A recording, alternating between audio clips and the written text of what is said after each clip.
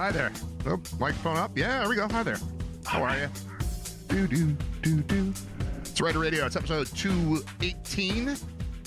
Coming at you live from Buffalo, New York. And presented, as always, by Brian Janik at thefinancialguys.com. 20-year independent insurance broker hooking you up, especially if you're approaching 65, like I feel like I am. I'm not. Getting a lot of AARP type of stuff in the mail lately. I'm 51. It's not. I feel okay. You don't have to keep reminding me that I'm old. Send me stuff in the mail. But once I get near 65, then I go to Brian Janik. And he helps me navigate the whole Medicare thing. I'm not prepared for that. I got 14 years to think about it, but he's got 14 years to get better. He'll be a 34-year veteran of the insurance business by the time I require that particular service from him. But you might be a little older or know somebody who is, and it might be time. So Brian Janik at thefinancialguys.com. Here's what's going on. It is unbelievable to me how crippling my lack of printer has been. It has messed up my workflow entirely, and it's gotten me to the point where each of the shows this week has been just like a chaotic free-for-all. Today I actually wrote things down. I've got like 10 things written down that I want to hit on, and I've got a million things open on my screen and all that.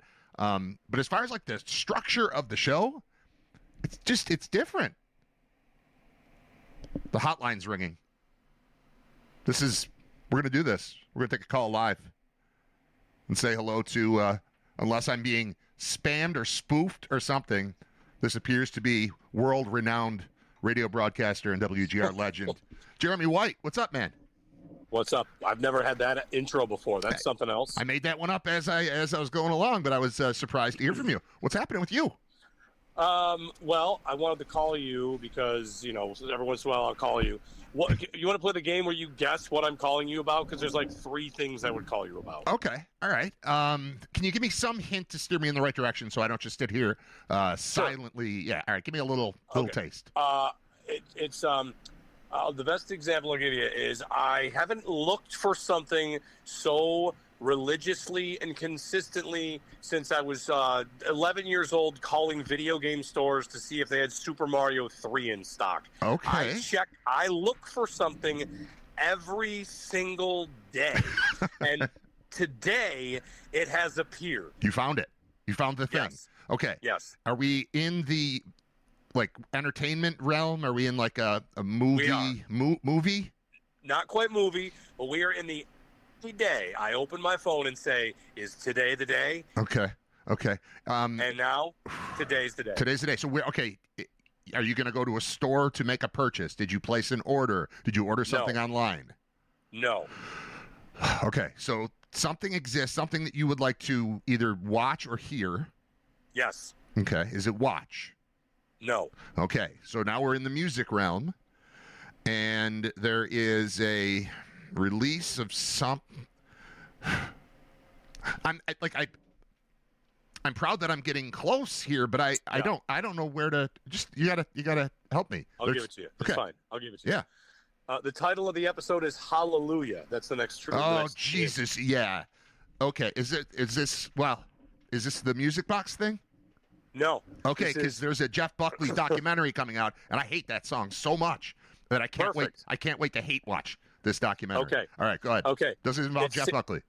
No, it's about Rob Harvilla. Oh. 60 songs that explain the 90s, the 2000s is back. It's Wednesday. That's right.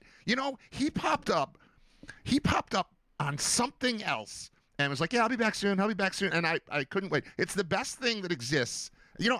One of the things I have written down today is to talk about, they put out the list of the top 10 YouTube podcasts. And as you can imagine, it's all over the board. There's like political stuff and tech stuff and how to be a CEO, Diary of a CEO type of stuff. And then just straight comedy, Kill Tony, Joe Rogan, whatever you would quantify that as.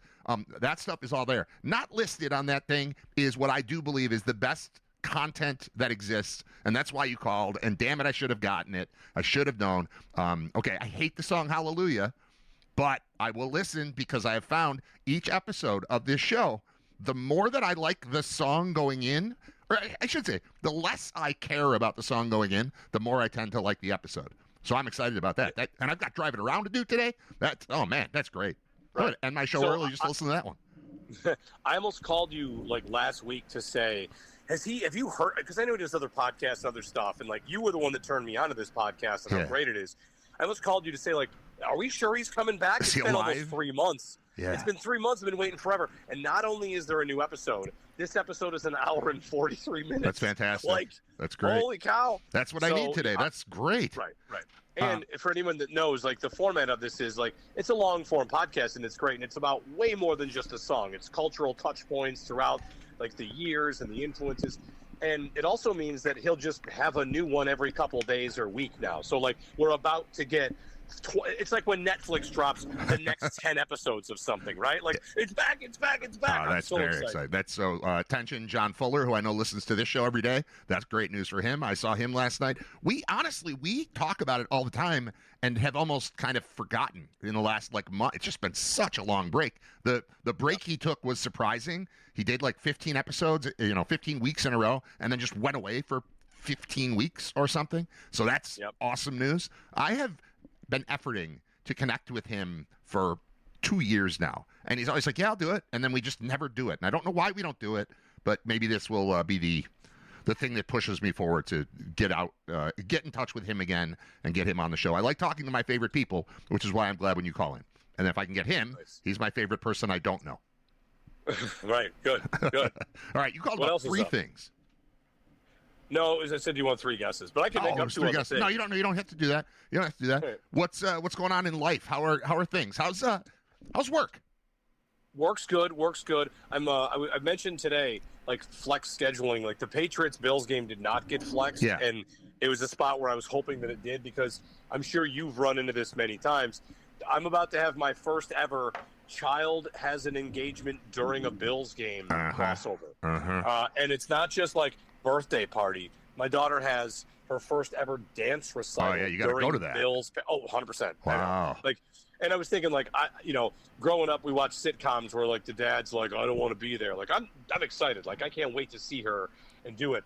But it is during Bills Patriots. Yeah, that's crazy. That's tough. Well, I had an experience. There was a comedian that came to town named James McCann. He's this little Australian guy who's awesome, and he played Helium. And he played the night of Bills Chiefs. And the Bills Chiefs game is, it was a 4:30-ish game. The show is slated for 8:15. But when you go to Helium, you have to be there early because they let everybody in at once and then close the door to kind of seal off the theater. And so we were told we had to be there by 6:45. So the choices were watch till near the end of the game, drive as fast as we could to get downtown, or drive as fast as we could during halftime of the game, sit, have a couple beers, do that, and then watch the show. And that's what we ended up doing. But that was bizarre. Even being in the car while a single play is happening during a Bills game is jarring to me. And I ended up I'm sure you remember, the late in the first half, the Chiefs had a ridiculous drive to go down, and I think they only got 3, but it was the Bills had scored, and I was like, all right, I'm getting in the car to go pick up my buddy. He lives 3 minutes away. And in the 3 minutes I was in the car, I ended up having to get out and go watch the end of the first half at his house. Then we drove as fast as we could. We made it 3 minutes into the third quarter. So it all worked out okay, but it is jarring. I remember the first time we had a kid conflict thing, and it was a birthday party. And I just passed on it. It's my friend invited our whole family to a birthday party at the zoo, and the Bills are playing the Vikings. And so I sat home and I watched Josh Allen become a man and jump over Anthony Barr, and couldn't wait for my wife and kids to come home so I could tell them, hey, we've got a quarterback now. So I've dealt with this. I'm a few years ahead of you in the kid game, obviously. The events, let's talk about this, because we've talked about doing an entire show just about how things change with kids. How ridiculous has your schedule gotten with 3? I mean, obviously a baby. How young is the baby? She's a year and a half. All right, so she doesn't do anything. She just hangs out with you guys. Okay, so that's helpful. But as far as schedule is concerned, how hectic is it? How many things are piled on a calendar? We're just getting started into where it's a lot. Like my daughter does dance, my son does soccer, and winter is a little bit of a break, right? But like we get back to summer and spring, we'll be into t-ball and multiple games in a week and practice. So I'm just starting to like scratch the surface of how crazy it's going to get, and how you're juggling. All right, well, which car do you need? You got to go here, I got to go here. The kids don't go in that car, they go in this car, so we'll go here, then we'll trade cars, and I'm starting to get a sense of like how nuts it's going to be. We've got that, plus it's all like bags of equipment. So it's like, all right, who took that kid to his last baseball thing? All right, so his baseball stuff is in the van, but the other kid's is in the truck. But I'm taking that kid. So we've got to swap the stuff from one vehicle to the other. We had a thing last week where we are a family of 5. We all had to be somewhere at the exact same time, 4 different places. Zach had a basketball practice on the boulevard. I had a basketball meeting in Cheektowaga. Drew had baseball practice in like Cheektowaga, Amherst, near the airport, and Nate had parent-teacher conferences that he had to attend, along with, in theory, both of us, but we couldn't both do it. So my wife had to go to that with him, and it was all within, like, the parent-teacher conference was at 6:50, and everything else was at 7 o'clock. And it's just like, what are you supposed to do? You wind up leaving things early, being late for things, and it's not excuses. It's like, I can't do all the stuff. I'm trying to do all the stuff. I don't know. It's rough. But it's fun. It's active. It keeps you moving, keeps you going. Yeah. We had last night. So Zach, my oldest, is trying out for school basketball. He's trying out for the modified team, which is for a kid who mostly wants to sit around and play guitar and drums. Telling him that tryouts are Monday and Tuesday and Wednesday, and they're 2 hours each, was pretty jarring to him. But yesterday I had to drop him off at his tryout and then take my other kid to his practice. And next week, 2 of them have practice. And this all depends on whether or not if he makes the school team, he'll be on 3 teams. So we'll have we'll have 3 kids playing on 5 basketball teams. I think I'm doing it wrong.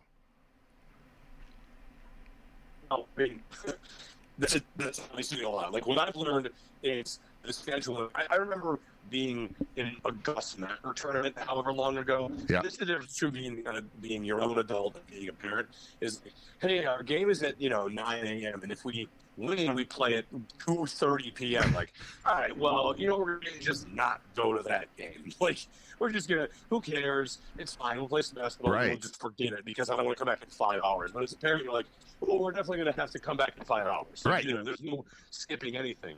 I saw, once you sign your kid up, you're kind of taking a gamble. I asked my son if he wants to play indoors. He's like, I don't want to play inside. Well, it's freezing outside in the winter. You still want to play, right?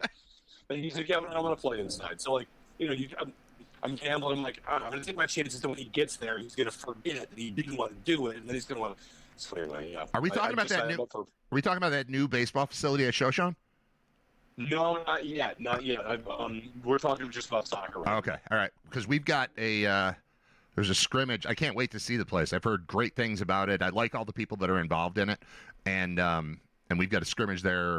It might be this week, it might be this Friday, or maybe next Friday, something like that. But there's a game coming up there that I'm excited about, and we're in your hood, so I'm maybe you can swing by or something. Come check out some baseball. Maybe we'll come and watch it. Because myself loves baseball. Yeah, because you're not busy at all, so you can do that. Is there anything else? I'm trying to think. What's okay. Have you seen the latest Paul Thomas Anderson movie, One Battle After Another? No. Okay. The second that it becomes available to you, I would like you to watch it.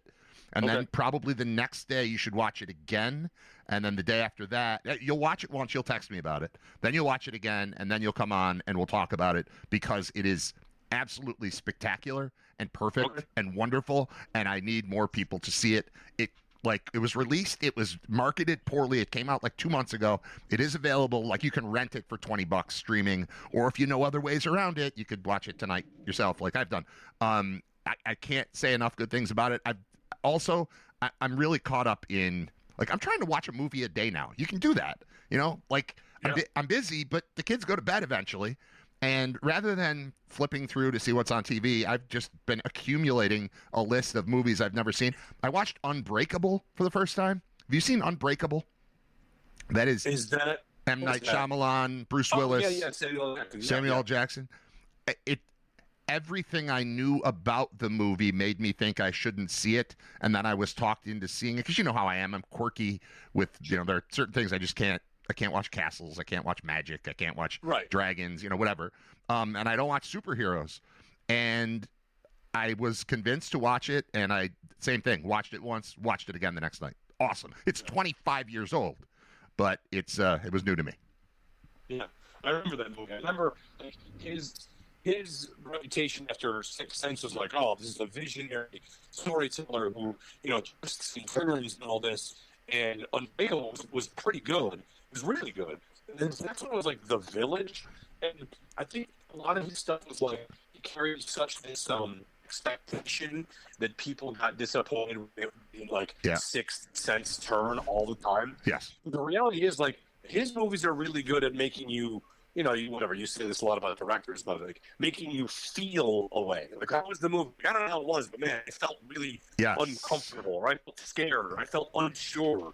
And I always appreciated that. Like when a movie makes me feel a way, like that means it's working. Yeah. And he's good at that. Well, you think back to like The Sixth Sense. I remember I saw that. I was at training camp in Fredonia, and Chris Brown came up to me. He's like, "You know about this movie, The Sixth Sense?" And I said, I've heard of it. He's like, go see it tonight. I don't want to talk about it at all right now. Don't listen to anybody talk. Just go see it. And it worked in that way because the surprise was a surprise. But once you go into a movie expecting a surprise, it kind of puts a damper on it. And that became his reputation. Like you're just sitting there trying to figure out what's the twist. Right. I'm blown away by the fact that I've known who this guy is for 26 or 27 years. And I watched a movie that's 25 years old, and I know he's the twist guy, and he still completely got me. It's impressive because everything is hiding in plain sight, and you just don't see it until you see it, and then you feel almost stupid for not having seen it the whole time. So I don't know. I'm pumped up lately about my movie watching things. If you want to go with movies and TV and how, it's kind of like, if I can make a comparison, you know how you find out that when you get a new flavor of potato chip that's so good, it's because chemists sat in a lab and designed it to be perfect for your dumb brain. These are amazing. It's like, well, I told you. We designed that. And movies can do that too. And sometimes I feel like, okay, I'm a mark, but I don't care. I actually want to be entertained. And with Stranger Things returning, so like Stranger Things, when it came out, season 1, like is it okay to call it a cultural phenomenon, even if you haven't seen it? Yes, 100%. Okay. So when it comes out season 1, I'm like, this is some of the best stuff I've ever seen. Period piece, Brad, for like how old we are and watching a show in the 80s that nails it so well. And season 1 was amazing, and season 2 is amazing. And then, like it keeps going. It's been 3 years since season 4 to season 5. And we didn't want to do the thing where we rewatch all 4 seasons to get to where we are. So I saw a list of like, watch this one and watch this one. So we popped on like the creators, like somebody posted on Instagram, they recommended these 4 episodes before season 5. So we're just sitting around the other night, kids are in bed.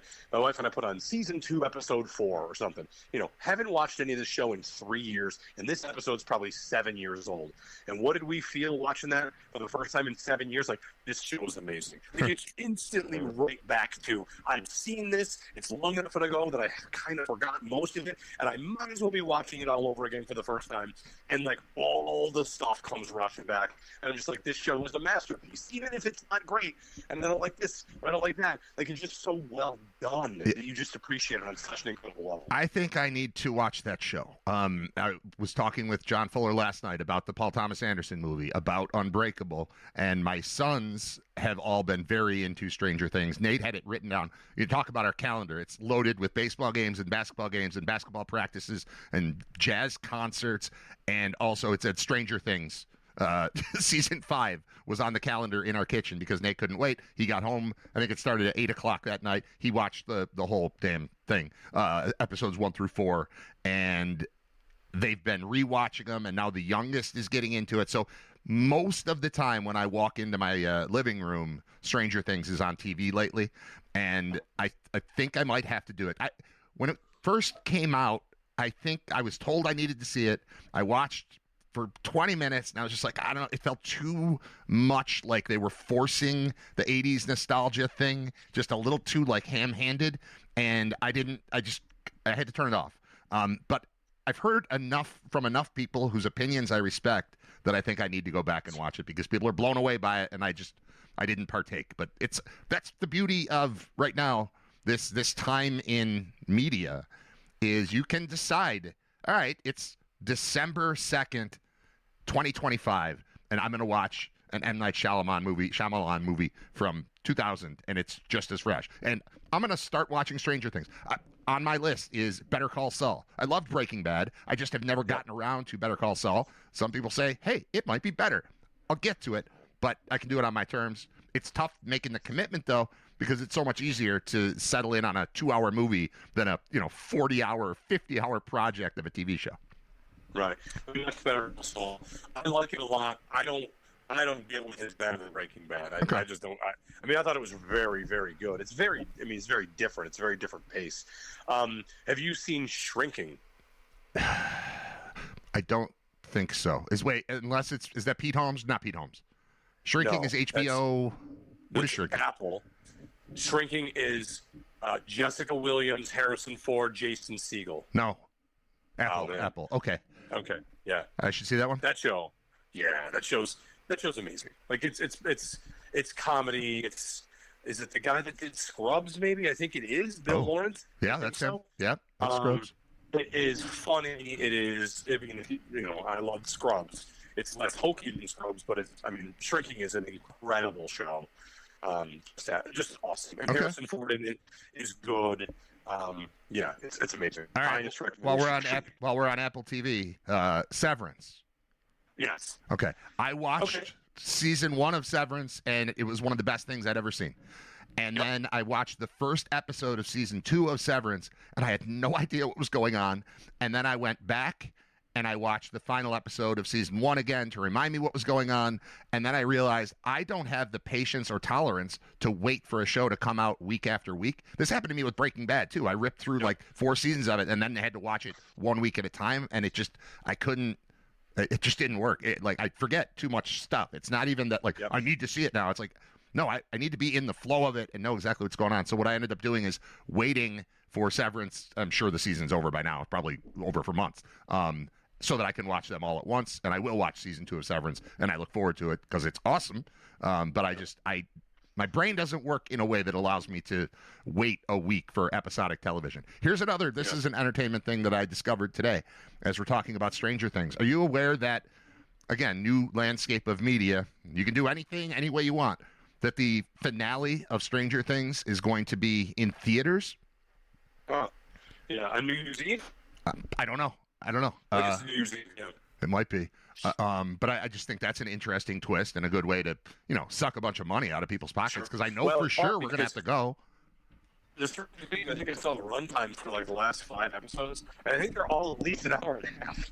Like they're just putting out anthologies here. Like these are long, Yeah, the final episode's 2 hours and 4 minutes, and will appear in theater in like 500 different theaters. I don't know if it's a one-night thing that it's happening, or if it's going to be in theaters for a month and then it'll be on Netflix. I'm not positive. I didn't read the whole thing, but I saw 2 hours and 4 minutes, and in 500 plus theaters across America or North America or something like that. Pretty cool. It's fun. Yeah. All right. I'm trying to think now that I like talking to you. I like when I have you on. So I'm just trying to think if there's anything else that let me see if there's anything I have written down that I was dying to discuss with you. What's your experience with Temu? Have you bought anything on Temu? Never. Okay. Don't. It's tempting, it's addictive, and you can buy 75 things for $81, and it all seems cool, and then everyone comes with its own set of problems. I have this. Okay, I bought, for example, I'm doing this show, and there's video now, so it's just me sitting in my basement, but I've got, and you were here once and we did it, and you sat off to the side. I've got my desk turned now, so it's facing a different way. I bought different lights and cameras and stuff like that to build on this, and it's all kind of piling up. But when I don't know exactly what I want, getting stuff on Temu is a good idea. So I've got these cool new lights those worked out great. They're the exact same height as my monitor, so it's making my face brighter, which is cool. But what was my one of the things I bought was, I'm doing this video. I bought like a sign that says on air and recording, like a metal sign. I thought it was awesome, and it was cheap, and I couldn't wait to get it. And I got it, and it turns out that it's like a metal. It can't even be a foot wide. It's probably, I don't know, 10 inches by 6 inches. And I'm gonna hold it up right now. It's a picture of the metal sign that I thought I was getting. It's metal. It is in fact metal. But this doesn't light up. This doesn't plug in. It's just a picture, and it's kind of cut off, and it's terrible. But I got it for like $2, and I don't know what I'm going to do with it. But there it is. It's sitting there. Now who's calling me? Look at this. My phone is blowing up today. All right. One more question before I go. Yeah. Have you been able to hear me clearly the whole time? I'm sorry. Have I been able to what? Hear me the whole time. It's jumbled a little bit here and there. You've had good moments and bad moments. Okay. Because I realized halfway through this phone call that I'm supposed to go get a new phone because no one can hear me on my phone. Oh. And I forgot about that. And I called you live to go on bad idea. Okay. Right now you're perfectly clear. Okay. As you were starting to ask if I could hear you, I couldn't hear you very well. But most of it's been fine. It was never quite to the point where I say, hang up and call back. But you'll be fine. I mean, maybe you could use a new phone. Remember when I got to get a new phone. Remember when my phone used to drop out every time at the exact same place on the 290? Yes. And then I would call you back and swear at T-Mobile? Yeah. Well, apologies to the phone. It's the kind of thing where it's like, your phone's broken. Who knows that? Literally everybody but you. Yeah. So sorry about that. No, you're good. You're fine. You sound great right now. It's good. All right, good. All right, go get your phone. Thanks for calling. All right, thanks, Fred. Thanks, Jer. Jeremy White, checking in. Out of nowhere. He's a little Jer. That's pretty cool. All right, it is Writer Radio. I'm going to let you know that today is a day where I've got something I've got to do right after the show. So I even put it into the Mixler app that the show today is 10 to 11:30. I might go a little bit beyond that, but I have to be out the door at noon, and I haven't taken a shower yet. So we're gonna wrap things up a little bit earlier than normal today. All right, things I need to. I'm so excited. Thank you, Jeremy, for pointing out the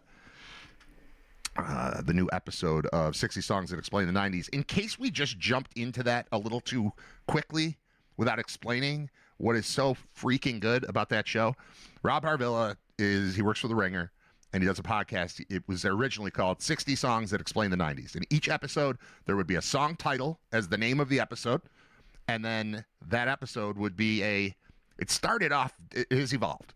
I'll tell you what it has evolved into rather than how it started, but it's like an hour or so of a written, like a scripted monologue, often with little clips of songs, always really with clips of songs, not just the one we're talking about, not just the band we're talking about that day, but stories about life. And it's fantastic. And then at the end, he will have a guest on, and they'll talk more specifically about the song and its relevance to the world at large, to music, to life. It's perfect. So perfect that when he did 60 Songs That Explain the 90s, he got near 60, and they were just getting in the groove of how to make the show great. And he came on and said, all right, fine, we're doing 90 songs that explain the 90s. And they took a break for a month or two and then came back and did 30 more, got it up to 90. And as that was approaching, as number 90 was approaching, because he said he wasn't sure, they didn't know how successful it would be. It was a shot, so they went with 60 episodes, thought that was enough. Then they upped it to 90. And then right as they were approaching 90, he's like, all right, 120. No, I'm not really going to do. So they stopped at 90. Maybe they didn't. Maybe they did go 120. And then he took a break and said, I'll come back with something else. And then what he came back with was 60 songs that explain the 90s, the 2000s. And that's where we are right now. And there it is. Yeah, there's a new episode for the first time in forever. And it's one of my least favorite songs of all time. It is Hallelujah from Jeff Buckley. But this fits because The Ringer is, I don't know the exact relationship, but there's this Music Box series, TV series.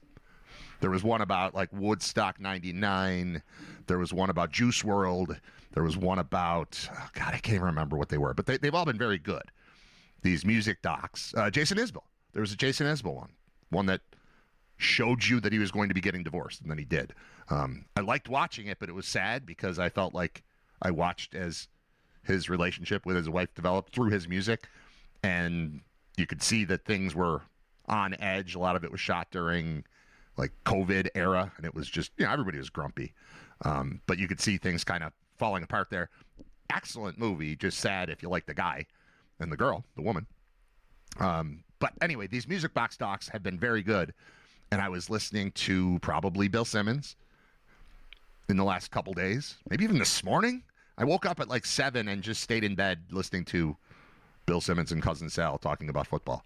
But it was mentioned there's the newest music box documentary on HBO, which I don't know that Bill Simmons runs the whole thing, if he's like the executive producer, but it's definitely connected. And it's called Hallelujah, and it's coming out this week, maybe Friday. So this is some synergy here as the podcast. My favorite podcast is about one of my least favorite songs, and then there's a documentary, and I will for sure listen to the podcast and probably watch the documentary too, because that's who I am. Here's the algorithm, the way the algorithm of my life is working. I have YouTube TV, which is different from YouTube. Like when I turn on the TV, sometimes YouTube comes on, sometimes YouTube TV comes on. YouTube TV is far more standard. That's where you get your Bills games. That's where you get your Grey's Anatomy, not me, but my wife, regular stuff. But YouTube itself is just an unlimited supply of things I didn't know I needed to watch. But I don't mind being a victim of this algorithm that is correctly telling me, hey, I know you just turned on the TV and you thought you were going to watch a movie, but are you aware that you can watch the first 3 or 4 songs from this 1992 Canada Day 1992 performance by the Tragically Hip at Molson Park in Barrie, Ontario? I was like, yes, please. Like, they open with 50 Mission Cap. I'm in. I started. Oh, not even I started. I sit down. I turn on TV. The plan is to watch a movie. Before I can do that, YouTube is like, what about watching the Hip perform live in 92? Young, skinny, super vibrant Gord Downie. And I was like, yeah, all right, you got me. And I get about 30 seconds into it, and I pick up my phone to look for something, probably to look for the set list of the show. And I have one text message that just came in. Who is it that texted me? Can you guess? Friend of the show, guy who's been on the show multiple times, Jeremy Hoyle. Jeremy Hoyle, who's the band leader of the Strictly Hip, which is the local Tragically Hip tribute band that I absolutely love and my kids love, and we go see all the time. And so then I end up having to text with Jer for the entirety of the Hip thing, talking about how great it is. And then I couldn't stop watching it, and that led into, it only showed, it was like 4 songs and it ended, which made me sad. But it was a professionally shot concert that aired live on Canada Day in 1992, and it's all the songs from Fully Completely were brand new at the time. So it's just like 100th Meridian. They played Cordelia, which was not new, and they played, it was like 4 or 5 songs. I'm forgetting one. Something else. Last of the Unplugged Gems. That's the one that made me cry. Kind of dumb, and so are you. That's the lyric. I'm not talking about us. I think we're all about you. You that's listening, you're very intelligent because you found this thing, this tiny little streaming thing. So my point is, so to continue, I sit down to watch a movie, and it's like, Brad, you like music. You should watch this Hip thing. And I go, okay. It's like, oh, you like that? You should watch this other Hip thing. Okay. And then the next thing that pops up is I must have spent an hour and a half. I fell asleep to music reaction videos, which I don't totally understand how those are profitable, because I don't feel like you can just take 46 and 2 by Tool and play the song and nod your head like this and monetize it. I don't know how it works, but I will say that custom content exists for everyone. And The more you watch, the more you choose things, the better it gets at picking stuff for you. Like, I was proud of YouTube last night for the things it told me to watch. And I never even got around to a movie. The plan was a movie. I ended up falling asleep. I don't know why it was so fascinating for me to see this. It's a black guy named Polo, who I'd never encountered before, I don't think. He looked a little familiar, so maybe I have. But people write in and request songs, or at least that's what he says. And then he at least pretends that he's never heard them before and listens for the first time. And I don't know how much I buy any of it, but it's a show.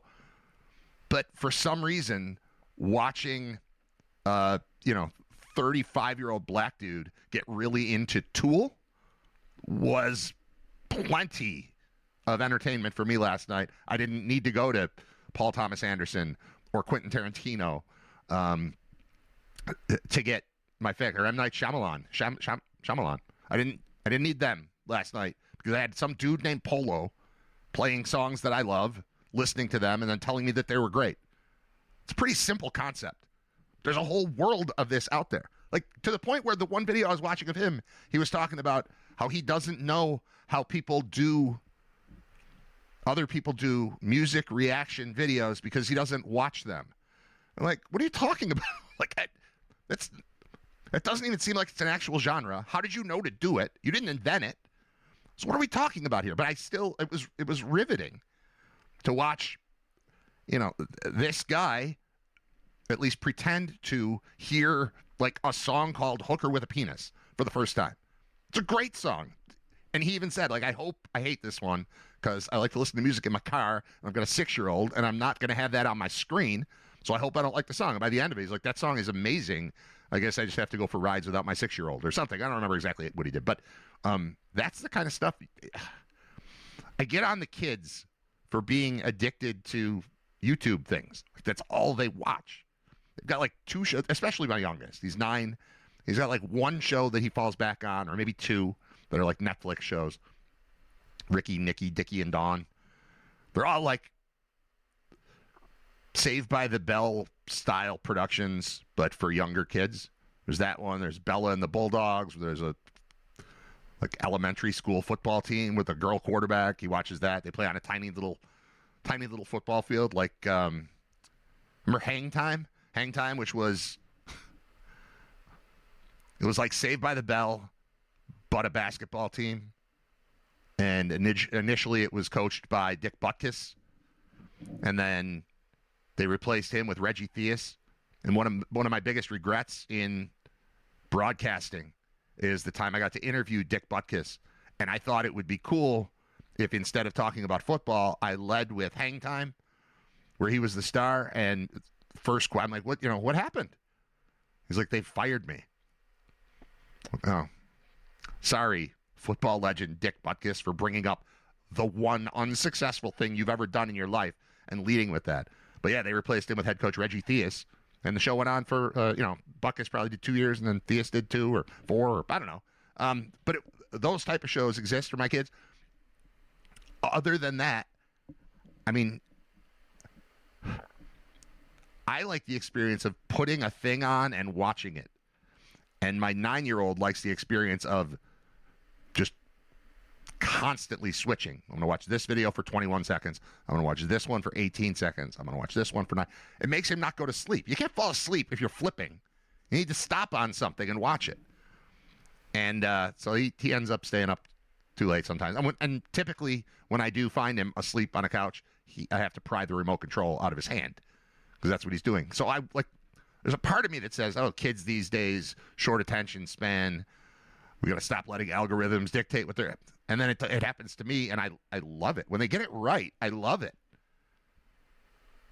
I watch a lot of stand-up comedy. I watch Kill Tony every week. I watch anything that has Shane Gillis in it. If I just open up YouTube, the stuff that it suggests to me is always super tempting. When you go into a restaurant, sometimes you go into a restaurant, you're like, ugh, all right, I'm going to choose between these 2 things because nothing else is appealing to me. And then there are other times you go to a restaurant and everything on the menu looks awesome and you want all of them. You're like, can I order 6 things? That's what I feel like. That's what I felt like last night. when YouTube popped on the TV, and it's like, do you want this live hip thing? Do you want this Tool thing?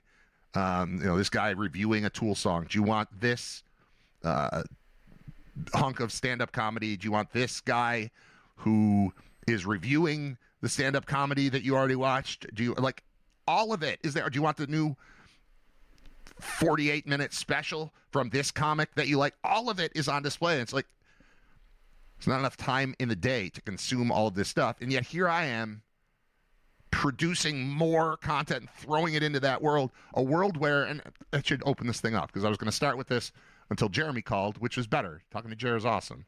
Where did that one go? I've got too many things open. YouTube releases. Oh, come on. Now it's going to... It acts like this when I have too many things open. I think it's this tab. Oh, YouTube releases its first ever recap of videos you've watched. All right, I do want to read that. But that's not the thing I'm looking for. The thing I'm looking for is top 10 podcasts on YouTube. There's so much stuff. Like, even this. I've got 30 different things I want to talk about. Here we go. Top 10 podcasts on YouTube. Please open. All right. So, number 10, Diary of a CEO. Don't know it. Subscribers, 13.8 million. This past weekend with Theo Von. I don't like Theo Von. A bunch of my friends that are into most of the same comedians I'm into swear by Theo Von. I don't know if it's his face or it's his hair or it's his voice, but there's something about him that I can't do. I don't hate him. I just am not drawn to his style, I guess. 4.36 million subscribers. Smosh reads Reddit stories. I've thought about doing this. I don't know if you're on Reddit, if you're familiar with Reddit. I don't even know how to explain Reddit. If you don't know what Reddit is, it's almost like a bulletin board type of vibe. But there's one for every possible topic. And there's one called Hypothetical Situation, where people just post these crazy ideas and ask, all right, if you're offered this and this and this, and what would you do? It's just like, it's like a would you rather type of deal. But some of them are super creative, and then there are thousands of replies. And often I'll see one and think, that could be an entire show. I guess what I'm saying is my inability to focus is a problem in a world where the number 8 podcast is a guy reading Reddit stories. Like, I've thought of that. I haven't done it. We are not in the... I checked. We're not in the top 10. Writer Radio has not cracked the top 10 of YouTube yet because we're like under 200 subscribers and they're at 9 million. So we're working on it. But what I'm starting to think is that I don't want to stop doing the live show. I like the live show. I think it's fun. I don't think it has to necessarily be 2 hours long every day, but I do think it has to be every day. I think Monday through Friday live show is imperative. But I think that there should be some focus on a podcast, like a pre-recorded, get it right and then release it type of situation, because that seems to be where all the attention is. How on earth is a random person going to discover this show that is so scattershot? It's what I like to do. It's how I want to do the show. But it's sort of too broad in its scope. If this was just, I think we'd have more viewers and listeners if this was just a Bills podcast. But there's enough Bills podcasts, and I don't have anything extra to say. I've got a little bit to say, so I throw it in there. If it was just about movie reviews, if it was just, for example, the other day, Monday, Scott Wilson comes on, and we did probably half an hour talking about the Bills Hallmark movie. Just reviewing Hallmark movies with Scott, I think would be a more productive, profitable, attention-grabbing thing than doing 10 hours of live radio every week. I still want to do the live stuff. But I think the podcast part of it is like something I should be doing in addition to this. So I'm working through all of it. And I will say, with that in mind, I've got 3 different meetings over the next 2 days, which is why, like I said, I got to get out of here a little early to discuss some of this type of stuff. So I know I keep saying I know we're 218 episodes in, and I'm like, watch it grow, watch it grow. 218 is a lot, but it's also nothing. I mean, I've been doing the show since January, consistently. There were other things that have been called Writer Radio in the past. There have been weekly podcasts. There was Trending Buffalo podcast. I do the UB football podcast with Scott. Like, there's that kind of stuff that exists. But I think honing all of this into bringing it together into one thing, or maybe multiple other things. But specificity helps. Like, YouTube knows to show me Tragically Hip stuff and Shane Gillis stuff and Tool stuff. It knows that. But who in Nebraska is ever going to get recommended this live show from Buffalo, New York? Nobody. So the beauty of being able to do the thing by yourself is that you can put it out there, and if it's good, it'll rise to the top. But if it's generic enough that it's not hitting anyone's algorithms, then it's not going to naturally grow. So I'm looking for that. I'm looking to put that thing together. And that might be trivia. Trivia might be the answer there. It might be some sort of a review type of thing. I mean, there's a part of me, every time I watch a movie, I want to just talk about it for half an hour, but I don't want to just do it by myself. I want to do it with somebody else who's seen the movie. So maybe, coming up with a plan for that, with an assignment, almost a book club. And I don't want to do it with new movies. I had this idea, my God, like way before the rewatchables existed. I remember pitching it, and it was with Jeremy. Pitching it to, whatever. It doesn't matter who I pitched it to. But the idea of just reviewing stuff that's streaming. Like, review Netflix stuff. Watch it and review it. Talk about it. And then anybody who wants to see it can see it. Review stuff on Prime. Review stuff that is available to the vast majority of the people who are in the listening and viewing audience, and give them something specific to cling to. I am going to try this. I hope it's today. Just taking that Hallmark portion of the conversation with Scott the other day and releasing that as its own thing, and just putting that out there in the world and doing all the SEO stuff you're supposed to do, which is, optimizing for search engines. That's the SEO, search engine optimization. Doing all the stuff to try to catch the wave of those algorithms. I have a feeling that within a couple days, that will become the most popular episode of the show, even if it's not a real episode of Writer Radio. So just kind of thinking out loud, giving you a little taste of the stuff that swirls in my head on a daily basis as I'm putting together this show for you. So I appreciate you listening and calling and texting and emailing and subscribing and liking and sharing and all this stuff. I'm sick of saying all this stuff. I'm working on it.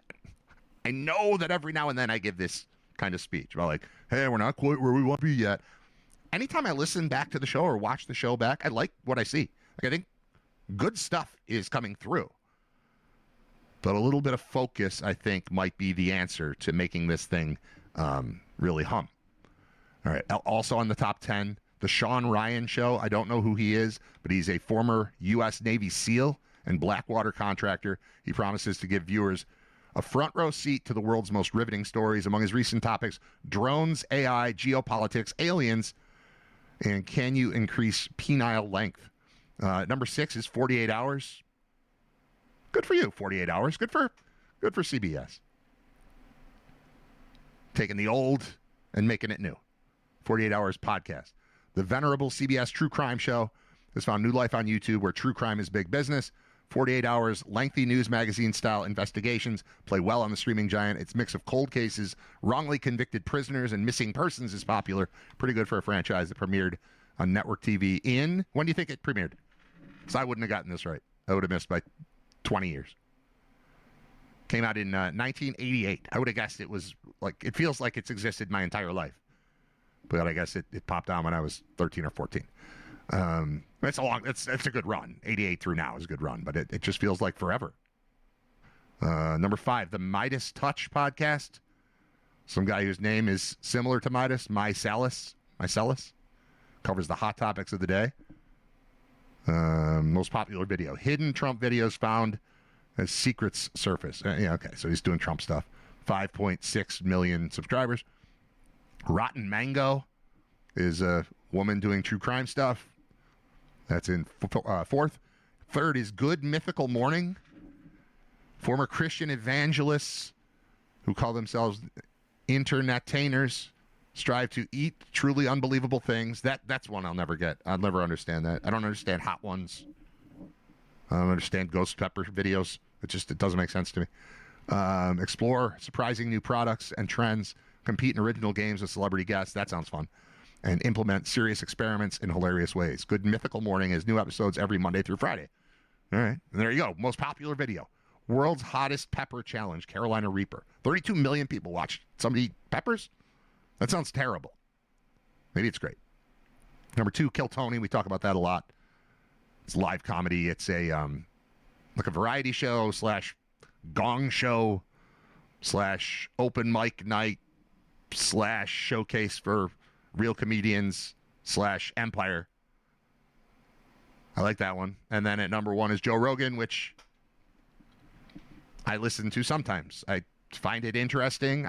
He's almost always the least interesting part of his show, but that's good. He's just curious, and that's what I think makes the show work. And yeah, he's had some lunatics on there regularly as guests and gets criticized for that, but he has anybody who will come on, like anybody who's interesting and has something to say, he just has them on and has a conversation with them, and I like that. So I respect that. That's obviously the biggest thing. It's showing that with 20.5 million subscribers, and then second is Kill Tony with 2.5. It seems like they screwed something up here in the story. The numbers seem wrong, but those are the ones that I see popping up in conversation most often. Rogan comes up a lot. Kill Tony comes up a lot. Some of these I've never heard of, but there we are. So anyway, the point is, getting more specific would probably be helpful. Sort of, it's a master of none. Jack of all trades, master of none is kind of where I am.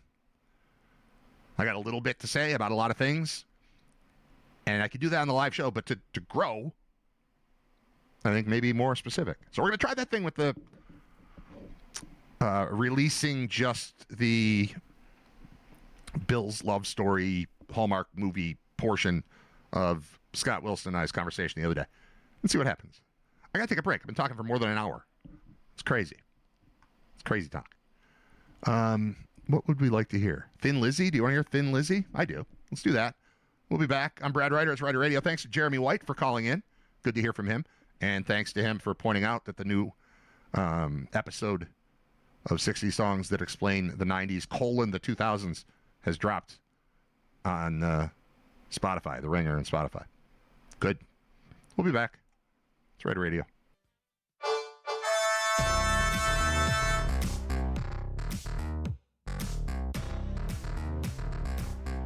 All right, let's bring it back. Short show today. I've got things I got to do. So I'll be with you, I don't know, like 15, 20 more minutes, something like that. I've got it scheduled, the show officially. I put it on Mixlr for 10 to 11:30, but it doesn't shut off till I shut it off, but I need to shut it off well in advance of noon today because I got stuff I got to do, man. I mentioned, Jeremy White was on, I mentioned that I learned today that the finale of Stranger Things, which I've seen 5 minutes of it here and 10 minutes of it there, and it seems fine, and I've been told I should watch it. Maybe I will.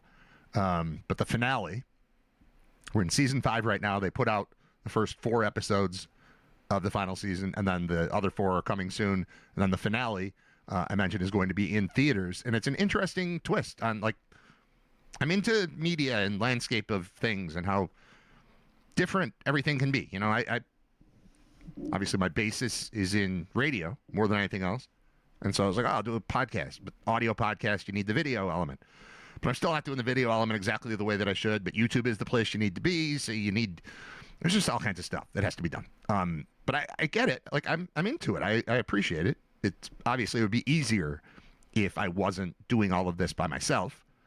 But I get it. And I'm interested in all of the different possibilities, which is why we're having a bunch of meetings in the next couple days. But this idea, Netflix reveals 500 plus movie theater locations and sets runtime at 2 hours and 5 minutes. I misspoke. I said 2 hours and 4 minutes. I was way off. So I hope you have an extra 60 seconds. The subheadline here, though, is what's really interesting to me. Theaters will sell concession vouchers rather than tickets, with exhibitors keeping all revenue from the screenings. So this sounds like a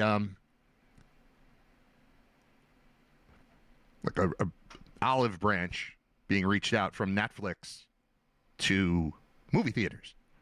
And I looked, there's a link you can click. It's going to be at Regal Elmwood and Regal Quaker Crossing.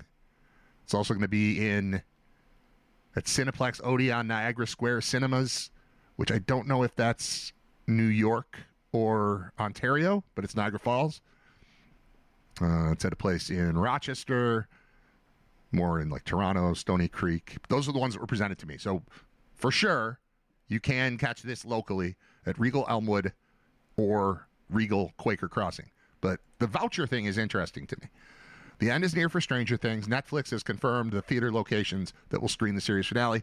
Per the streamer, which is Netflix, the finale of the global hit series will screen in over 500 theaters across the U.S. and Canada starting December 31st at 5 p.m. Pacific. So that would be 8 p.m. our time, and run through January 1st, 2026. So just 2 days of it. Netflix has also officially confirmed the finale's runtime is 2 hours and 5 minutes.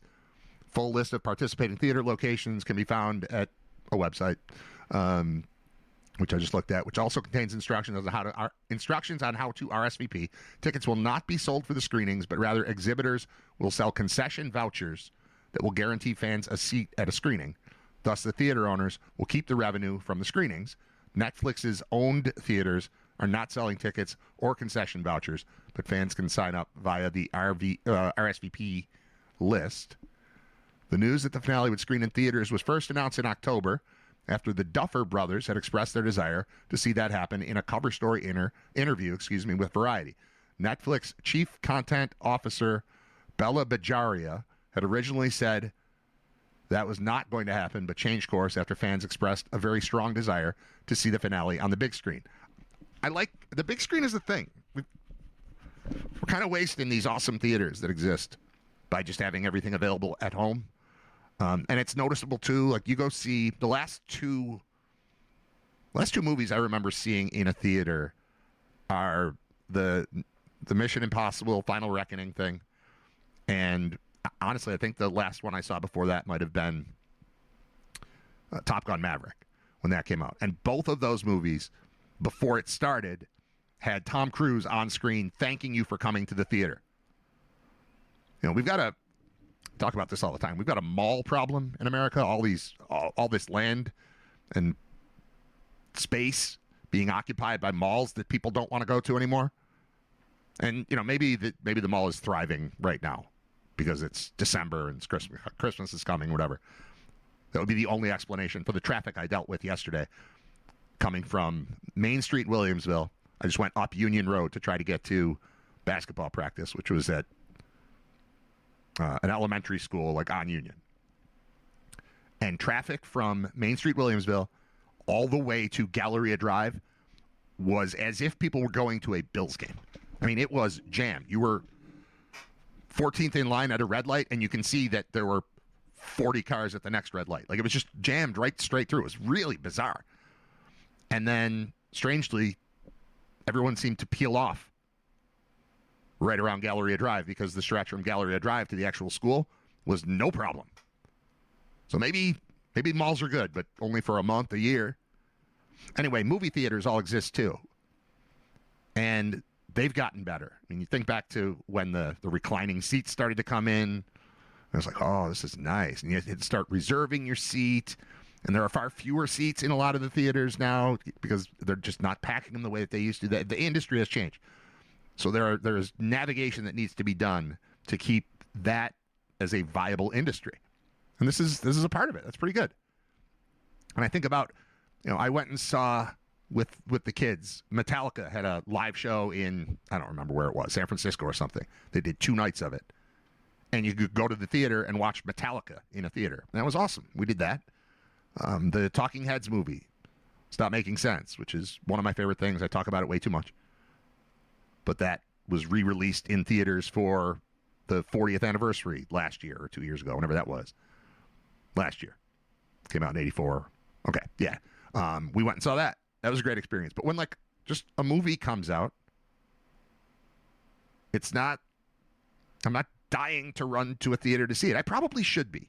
I probably should have been like John Fuller and gone to see One Battle After Another on the biggest screen possible. I probably should have done that. But this is nice to see sort of a bridging the gap, a reaching out from Netflix to spark some activity, some traffic at movie theaters. First 4 episodes of Stranger Things Season 5 is now available. The next 3 will drop on Christmas, with the finale dropping on Netflix and in theaters on the 31st. So you don't have to go to the theater, but you can go to the theater. So maybe I don't have to go to a theater. I thought I was going to have to. They say it's one of the most popular Netflix shows of all time. As the streamer previously announced, all 4 previous seasons re-entered the top 10 list prior to the launch of Season 5, marking the first time a series had 4 previous seasons on the list at the same time. Well, it makes sense. I feel like I should at least watch a full episode before deciding it's not for me, right? Everyone says I'd like it. I liked the 80s, too. I like nostalgia. It just felt so forced. And there's, like, magic. I'm looking at the picture, and there's, like, some sort of demon. I don't do demons. But maybe I should step outside my comfort zone. I'm certainly missing out on things I would enjoy by being so specific about the things that I won't watch. All right, it's 11:27. I've got easily 20 tabs open on my screen and no more than 10 minutes to contribute. So I'm going to just zip through, see what we find, close some things out, go from there. We'll wrap it up, and I'll be back with you tomorrow. Michael and Susan Dell of Dell Computers donate $6.25 billion to fund, quote, Trump accounts, unquote, for millions of American kids. Going to need to find out what this is about. They announced Tuesday they're donating the money I just said to fund investment accounts for at least 25 million American children. The enormous pledge will go toward helping fund Trump accounts, a new initiative that offers investment accounts for children. The Trump accounts were established as part of President Trump's One Big Beautiful Bill Act and are set to launch in 2026. The Treasury Department is set to deposit $1,000 into the account of every eligible U.S. citizen child born from January 2025 through December 31st, 2028. The charitable gift will go toward children ages 10 and under who were born before the cutoff for the Treasury's funding.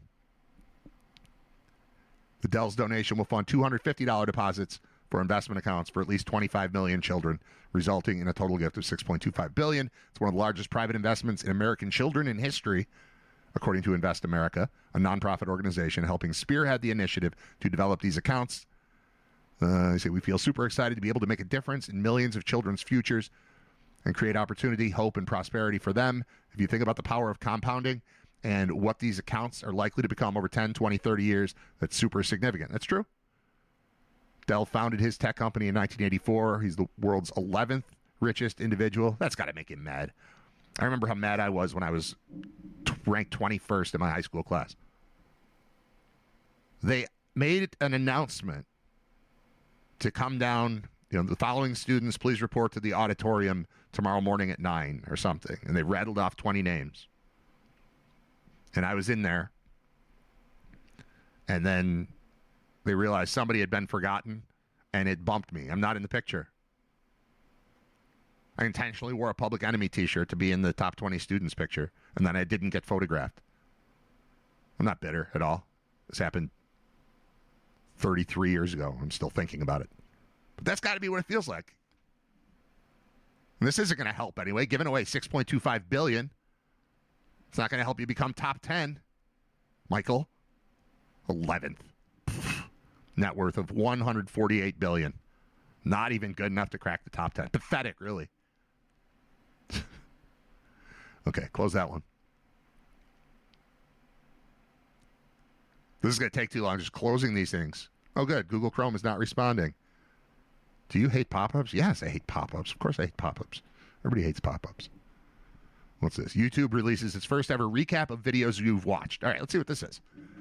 It's that time of year when companies are rolling out their Spotify Wrapped like end-of-year recaps, letting users revisit the content they engage with the most, while YouTube has offered a YouTube Music recap the past few years.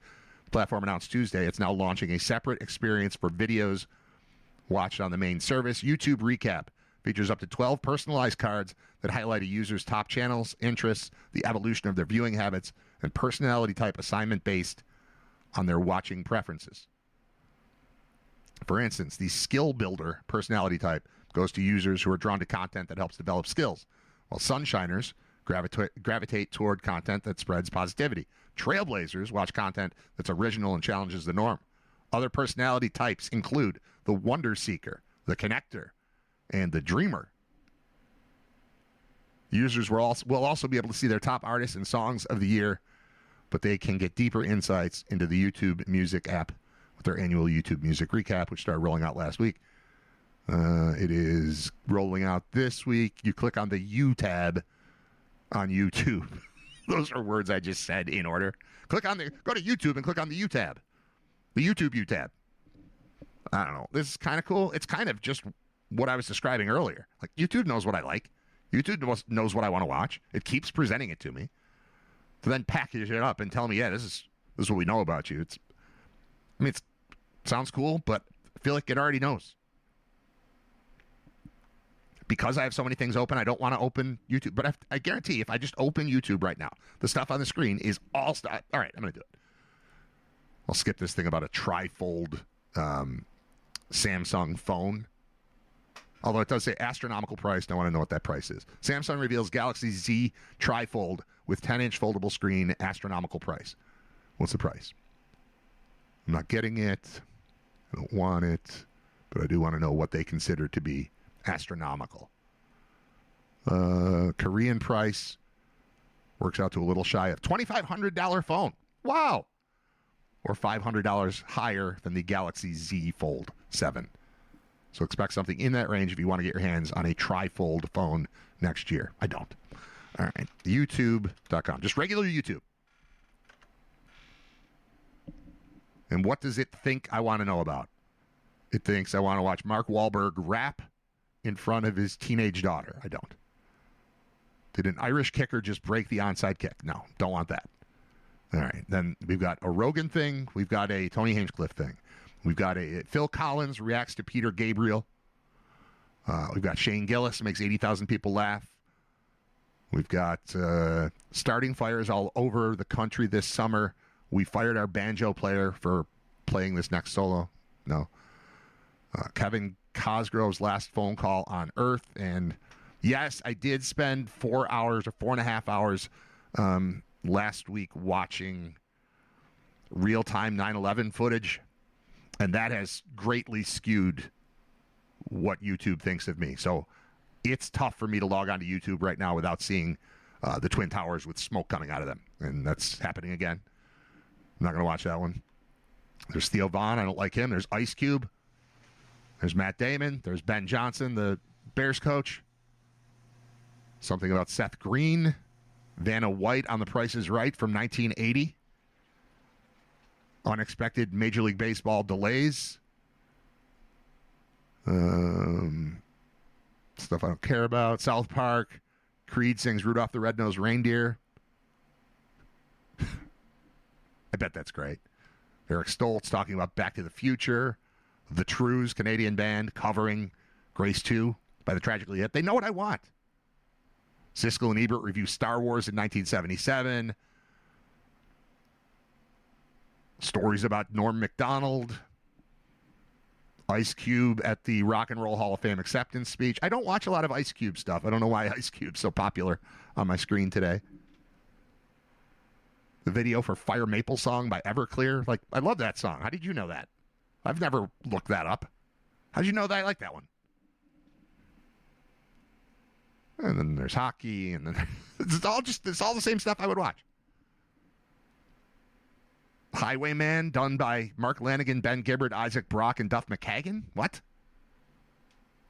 I'm interested in that. Middle-aged dad jam band. Interested in that. They know what they're doing. Sturgill Simpson. Saddam Hussein's live reaction to his death sentence. I don't need to see that. Ty Domi talking about fighting a fan in the penalty box in Philadelphia. David Byrne, Tiny Desk concert. Somebody sent me this the other day. I haven't watched it yet, but I will. You're right. Rick Beato videos, of course. Louis C.K., Breakfast Club, 40-year reunion. All right, I'm closing this, but how do you stop? Everything there is for me. Everything there is something that I really want to see.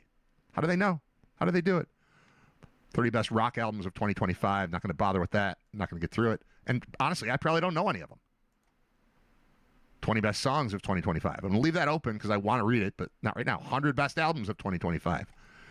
No, leave that one open. Rapper Poor Stacy died by suicide. Family not buying it. TMZ has learned, so it's true. But some of his family members feel like it was something more nefarious. All right, so multiple sources with knowledge of the investigation tell us Poor Stacy shot himself Saturday morning in a Boca Raton hotel room, but initially survived. He was transported to a local hospital where he died Monday after being taken off life support. Police have yet to officially release the cause of death, but we're told the rapper's family isn't buying that it was suicide. One source connected to his family tells TMZ the family is disputing it. It was a self-inflicted gunshot wound, and they suspect foul play. I don't know who this rapper is. 27 years old is all I got, and the name is Poor Stacy, all one word. It's 11:37. All right, I'm going to try to bang through these last few. Well, there's a bunch of stuff still open. Oh, Tarantino unleashing on Paul Dano. There's a weird quote from Tarantino. He was on the Bret Easton Ellis podcast to talk about his top 10 movies of the century. He had There Will Be Blood on the list. He also had Unstoppable, which is, I don't know how I didn't know about it, but it's a train in Pennsylvania, and Denzel's there.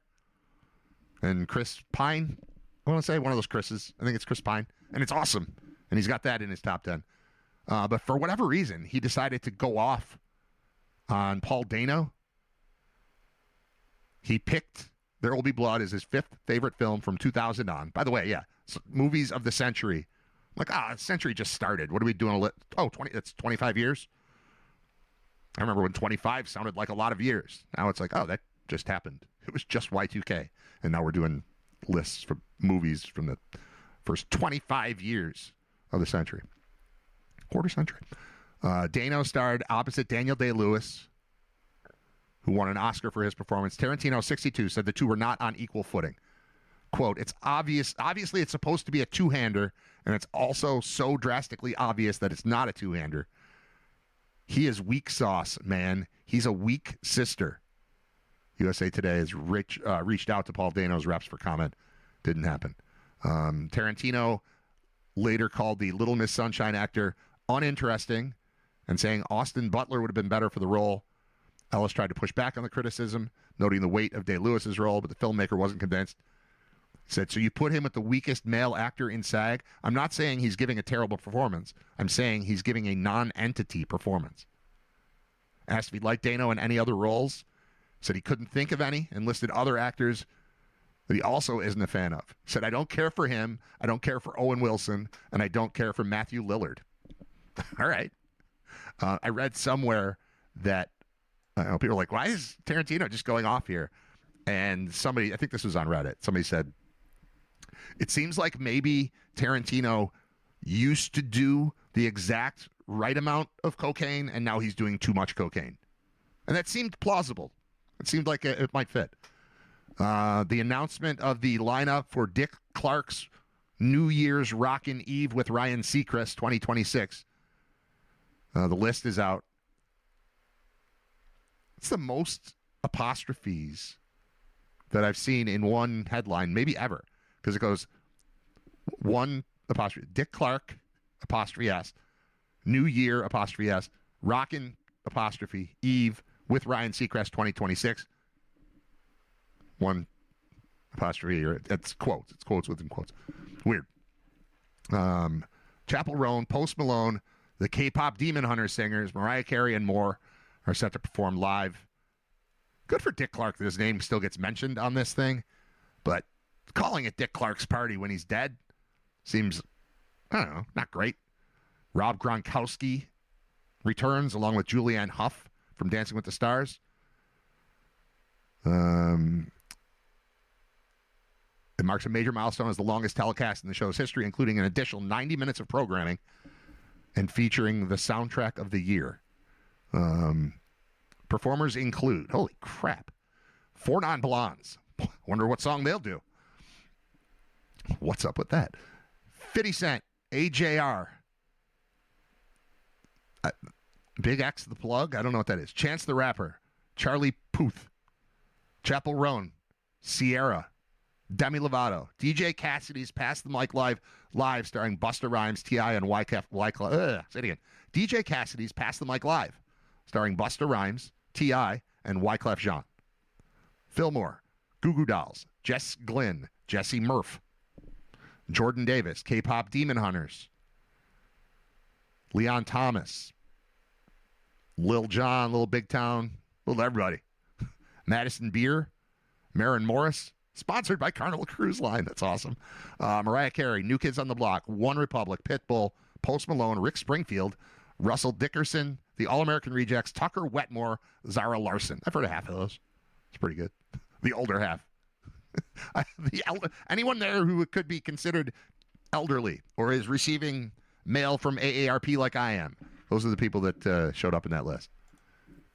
All right, I've got too many things open and not enough time to do it. I got to wrap this up because I got to get out of here. So thank you for listening, watching, sharing, calling. Jeremy White called. That was cool. And I'll be back with you tomorrow for actually it's going to be kind of the same thing because I've got to run right at noon again tomorrow. So I got most of a show. 10 to 11:42. And I probably won't be able to shut up for another minute or two. So like 11:44. It's pretty good. It's pretty good. You're not paying for it. Get over it, man. All right. I'm going to stop, and I will return tomorrow at 10 o'clock with an all-new episode. It'll be episode 219 of Writer Radio. Oh, shout-outs and RIP to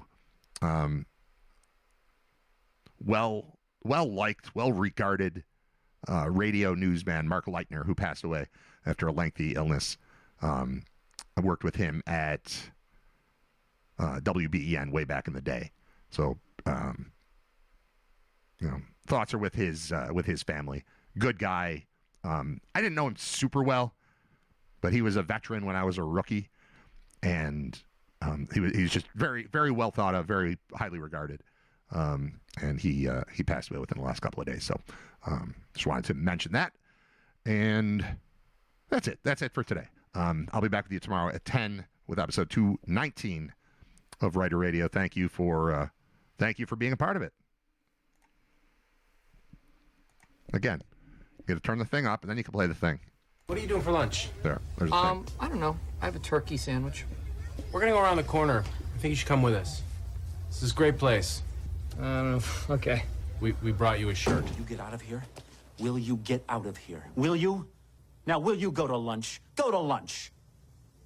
Will you go to lunch?